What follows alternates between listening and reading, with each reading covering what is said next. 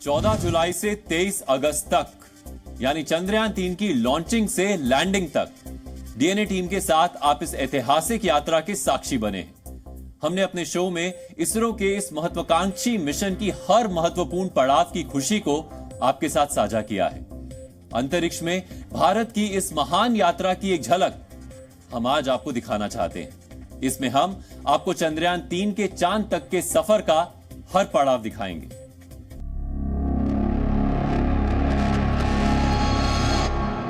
5, 4, 3, 2, 1, 0। चंद्रयान 3 को सफलतापूर्वक अंतक्षेपित कर दिया गया है।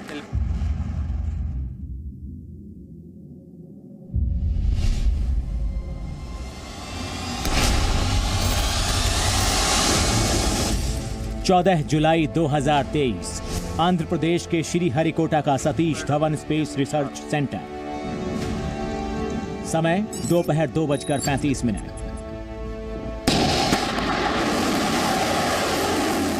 वर्ष 2019 की विफलताओं को इसरो ने सफलता की सीढ़ी बनाकर दिखाया।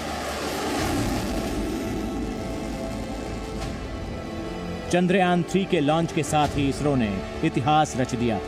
चंद्रयान 3 को सफलतापूर्वक अंतक्षेपित कर दिया गया है।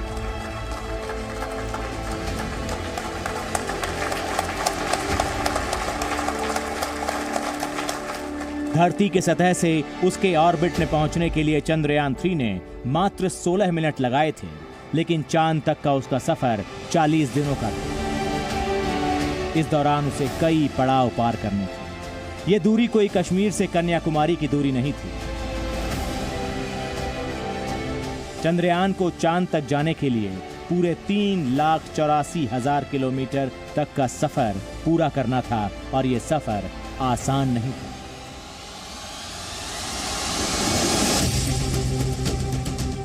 लॉन्चिंग के अगले 22 दिनों तक चंद्रयान 3 ने पृथ्वी के ऑर्बिट के 5 चक्कर काटे। हर चक्कर पूरा होने के साथ ही चंद्रयान ने सतह से अपनी दूरी को बढ़ाया। 15 जुलाई को धरती के पहले ऑर्बिट में गया, जिसमें निकटतम दूरी 173 किलोमीटर और अधिकतम दूरी 41,762 किलोमीटर थी। 17 जुलाई को चंद्रयान दूसरे ऑर्बिट में गया। यहां निकटतम दूरी 226 किलोमीटर और अधिकतम दूरी 41,603 किलोमीटर थी। 18 जुलाई को चंद्रयान 3 तीसरे ऑर्बिट में गया, जहां उसकी निकटतम दूरी 228 किलोमीटर और अधिकतम दूरी 51,400 किलोमीटर थी। 20 जुलाई को चंद्रयान पृथ्वी के चौथे ऑर्बिट में गया, जहां सतह से उसकी निकटतम दूरी 233 किलोमीटर और अधिकतम दूरी 71,351 किलोमीटर थी। और फिर इसके बाद 25 जुलाई को चंद्रयान 3 पृथ्वी के 5वें ऑर्बिट में पहुंचा, जहां उसकी सतह से निकटतम दूरी 236 किलोमीटर और अधिकतम दूरी 1,27,609 किलोमीटर हो गई। 5वां ऑर्बिट चंद्रयान 3 के लिए वो गली थी जिसके बाद उसे चांद तक जाने वाला एक्सप्रेसवे पकड़ना था। 5वें ऑर्बिट से उसे छलांग लगाकर एक बार में चंद्रमा के ऑर्बिट में पहुंचना था। पृथ्वी के ऑर्बिट में इतने चक्कर लगाने के पीछे एक वजह यह भी थी कि ईंधन बचाने के लिए इसरो के वैज्ञानिक पृथ्वी की गुरुत्वाकर्षण शक्ति का इस्तेमाल करना चाहते थे। 1 अगस्त वो तारीख थी जब चंद्रयान 3 पृथ्वी को हमेशा के लिए अलविदा कहकर हंसते हंसते चांद के रास्ते चला गया। इस घटना को वैज्ञानिक भाषा में ट्रांसल्यूनर ऑर्बिट में जाना कहते हैं। ये काम चंद्रयान 3 में लगे प्रपल्शन मॉड्यूल को करना था। यहां से चांद तक पहुंचने में चंद्रयान 3 को 4 दिन लगने थे। ठीक 4 दिन बाद 5 अगस्त 2023 को चंद्रयान 3 की इस यात्रा का तीसरा अहम पड़ाव आ गया, यानी चंद्रमा के ऑर्बिट में एंट्री। चंद्रयान को करीब 13 दिन चंद्रमा के चक्कर लगाने थे, जैसे उसने पृथ्वी के चक्कर लगाए थे। यहाँ भी वजह ईंधन बचाना ही था, लेकिन यहाँ चंद्रयान ने सतह से दूरी बढ़ने के क्रम में नहीं, बल्कि सतह के करीब जाने के क्रम में यात्रा शुरू कर दी। यहाँ पर चंद्रयान 3 को चंद्रमा के 5 चक्कर लगाने थे। चंद्रमा के ऑर्बिट में प्रवेश करने के बाद चंद्रयान 3 ने वहां की शानदार तस्वीरें भेजी।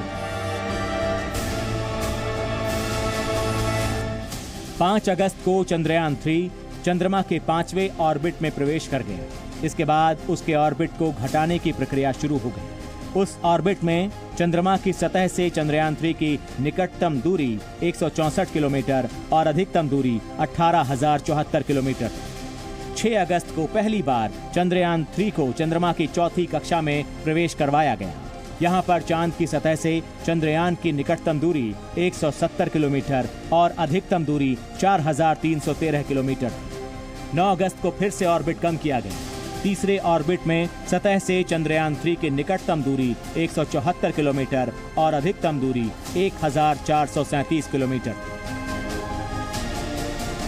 इसके बाद सीधे 14 अगस्त को चंद्रयान 3 को दूसरे ऑर्बिट में डाला गया, जहां सतह से उसकी निकटतम दूरी 151 किलोमीटर और अधिकतम दूरी 179 किलोमीटर। और फिर इसके बाद 16 अगस्त को उसे चंद्रमा के सबसे पास वाले ऑर्बिट में लाया गया, जहां सतह से उसकी निकटतम दूरी 153 किलोमीटर और अधिकतम दूरी 163 किलोमीटर थी। अब यहां से चंद्रयान 3 मिशन का चौथा अहम पड़ाव शुरू होना था।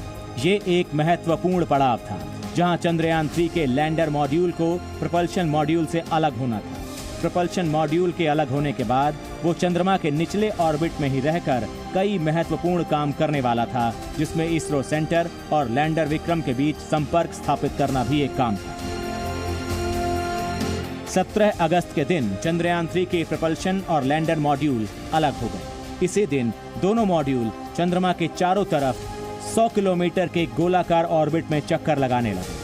18 और 20 अगस्त को लैंडर मॉड्यूल की डी ऑर्बिटिंग की गई, यानी चंद्रयान 3 की चंद्रमा की सतह से ऊंचाई कम की गई। लैंडर विक्रम और प्रपल्शन मॉड्यूल पहले इलिप्टिकल ऑर्बिट में चक्कर लगा रहे थे, जिसे आप अंडाकार ऑर्बिट में चक्कर लगाना कह सकते हैं। अलग होने के बाद दोनों मॉड्यूल सर्कुलर ऑर्बिट यानी गोलाकार ऑर्बिट में चक्कर लगाने लगे। यहाँ से लैंडर विक्रम को चंद्रमा पर उतारने की प्रक्रिया शुरू कर दी थी। ये प्रक्रिया डीबूस्टिंग कहलाती है, जिसमें लैंडर विक्रम की रफ्तार भी कम की गई। अब सवाल यह है कि डीबूस्टिंग कैसे होती है। तो आपको बता दें कि चंद्रयान 3 के लैंडर विक्रम के 4 पैरों के पास लगे 2 थ्रस्टर्स की मदद से ऐसा किया गया। ये थ्रस्टर्स एक ऐसी शक्ति पैदा करते हैं जो लैंडर विक्रम की रफ्तार को उसी तरह से कम करता है जैसे कार में ब्रेक लगाए जाते हैं। यहाँ पर न्यूटन के तीसरे नियम का इस्तेमाल किया जाता है, जिसे क्रिया प्रतिक्रिया का नियम कहते हैं। लैंडर की रफ्तार जिस दिशा में होती है, उस दिशा का थ्रस्टर विपरीत दिशा में थ्रस्ट पैदा करता है, जिससे रफ्तार कम होती है।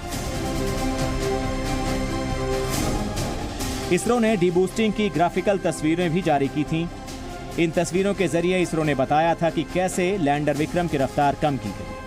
चंद्रयान 3 के लैंडर विक्रम में जो कैमरे लगाए गए, उन्होंने चंद्रमा की सतह की खूबसूरत तस्वीरें लगातार भेजी। ज्यादातर तस्वीरें लैंडर विक्रम के लैंडर पोजीशन डिटेक्शन कैमरा से ली गई। लैंडर विक्रम ने चंद्रमा के ऑर्बिट में घूम रहे प्रपल्शन मॉड्यूल की भी तस्वीर भेजी। अंतरिक्ष के अंधेरे में जगमगाती ये रोशनी उसी प्रपल्शन मॉड्यूल की। चंद्रयान 3 ने चंद्रमा के क्रेटर्स की तस्वीरें भेजने के दौरान पृथ्वी की एक झलक भी दिखाई थी। आप अगर गौर से देखें तो 2 बड़े क्रेटर्स वाली तस्वीरों के कोने में पृथ्वी का एक छोटा सा हिस्सा दिखाई दे रहा है। ये नीले रंग का हिस्सा ही हमारी पृथ्वी है। पृथ्वी पर बड़ी मात्रा में पानी है, इसीलिए अंतरिक्ष से देखने पर यह नीले रंग की दिखाई देती है। मिशन चंद्रयान 3 के महत्वपूर्ण पड़ाव में से सबसे अहम थे वो 15 मिनट, जब उसे सतह से 30 किलोमीटर की ऊंचाई से लैंडिंग की कोशिश शुरू करनी थी। यही प्रक्रिया सबसे जटिल होती है, जिसमें गलती की कोई गुंजाइश नहीं रखी जाती। लैंडिंग के इन आखिरी 15 मिनट को इसरो के वैज्ञानिकों ने 4 चरणों में बांटा था। पहला चरण रफ ब्रेकिंग कहा जाता है, दूसरा चरण एटीट्यूड होल्ड फेज कहा जाता है, तीसरा चरण फाइन ब्रेकिंग कहा जाता है और चौथा चरण होता है टर्मिनल डिसेंट। ये चारों चरण सिर्फ 15 मिनट में पूरे किए जाने थे। लैंडिंग प्रक्रिया शुरू होने से पहले तक लैंडर मॉड्यूल 6000 किलोमीटर प्रति घंटा यानी 1.68 किलोमीटर प्रति सेकंड की रफ्तार से चक्कर लगा रहा था। यहीं से लैंडिंग का पहला चरण शुरू हुआ, जिसे रफ ब्रेकिंग कहते हैं। इस चरण में लैंडर मॉड्यूल की रफ्तार 1.68 किलोमीटर प्रति सेकंड से घटाकर 358 मीटर प्रति सेकंड की गई। रफ ब्रेकिंग यानी पहले चरण के दौरान लैंडर मॉड्यूल ने 713 किलोमीटर की दूरी तय की, जबकि उसकी ऊंचाई 30 किलोमीटर से घटकर 7.5 किलोमीटर रह गई। इसके बाद दूसरा चरण शुरू हुआ, जिसे कहते हैं attitude hold phase. Attitude hold का मतलब है लैंडर मॉड्यूल के पैरों को सतह की ओर किया जाना। दरअसल लैंडर मॉड्यूल के पैर सतह से 90 डिग्री के कोण पर होते हैं। एटीट्यूड होल्ड फेज के दौरान लैंडर मॉड्यूल के चारों पैरों को सतह की ओर सीधा किया गया। इसी चरण में लैंडर मॉड्यूल की रफ्तार को भी 336 मीटर प्रति सेकंड किया गया। इस चरण में लैंडर मॉड्यूल ने करीब 3.5 किलोमीटर की दूरी तय की और इसकी ऊंचाई घटकर 6.8 किलोमीटर रह गई। दूसरे चरण का सबसे महत्वपूर्ण काम लैंडर मॉड्यूल को सीधा करना था। ये चरण केवल 10 सेकंड में पूरा किया गया। इसके बाद तीसरा चरण शुरू हुआ, जिसे फाइन ब्रेकिंग फेज कहा जाता है। इस चरण में लैंडर मॉड्यूल को पूरी तरह से सीधा कर लिया गया। मतलब यह है कि लैंडर विक्रम लैंड करने के लिए तैयार हो गया। इस चरण में लैंडर विक्रम की सतह से ऊंचाई 800 से 1000 मीटर तक थी और वो करीब 28 किलोमीटर की दूरी तय कर चुका था। इस चरण में लैंडर की गति को घटाकर लगभग 0 कर दिया गया। ये चरण 2 मिनट 55 सेकंड में पूरा किया गया। ये वही चरण है जिसमें पिछली बार चंद्रयान 2 रास्ता भटक गया था। वो पूरी तरह से सीधा नहीं हो पाया था, यानी उसके पैर नीचे जमीन की तरफ नहीं थे। इस बार वैज्ञानिकों ने इसके लिए विशेष इंतजाम किया। फाइन ब्रेकिंग फेज खत्म होने के बाद चौथा और आखिरी चरण शुरू किया गया, जिसे कहते हैं टर्मिनल डिसेंट। लैंडिंग के आखिरी चरण में जब लैंडर विक्रम चांद की सतह से केवल 1000 मीटर की ऊंचाई पर था, उस वक्त लैंडर विक्रम ने सेंसर्स की जांच की। इसके बाद जब लैंडर विक्रम की ऊंचाई मात्र 150 मीटर रह गई, उस वक्त लैंडर में लगे 4 LHDAC यानी lander hazard detection and avoidance camera ने लैंडिंग साइट की जांच की। लैंडर विक्रम ने LDV यानी लेजर डॉपलर वेलोसीमीटर तकनीक की मदद से अपनी रफ्तार भी कम की। लेजर डॉपलर वेलोसीमीटर वही तकनीक है जिसके जरिए हमारी ट्रैफिक पुलिस तेज रफ्तार गाड़ियों की गति की जांच करती है और चालान करती है। इसके बाद टच डाउन के वक्त रफ्तार को 1 मीटर से 2 मीटर प्रति सेकंड तक लाया गया। हालांकि लैंडर विक्रम 3 मीटर प्रति सेकंड की रफ्तार से भी अगर नीचे आया होता तो भी लैंड कर जाता। यही नहीं, अगर इस दौरान लैंडर विक्रम 12 डिग्री के कोण पर भी रहा होता तो भी सुरक्षित तरीके से लैंड कर जाता।